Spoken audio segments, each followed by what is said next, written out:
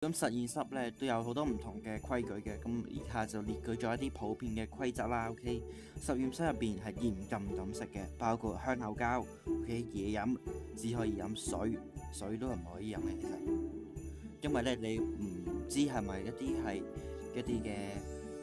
嘅化學物料啦。如果你飲咗落去，咁你好大機會有一啲生命危險嘅喎。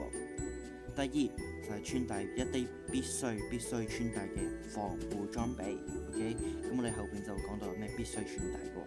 第三，永遠唔好自己一個做實驗，OK，唔好用手自己一個去做，OK。第四，遵從所有指示，遵從咧老師啦或者一啲指導員啦嘅做所有指示，你先至可以做嘢嘅。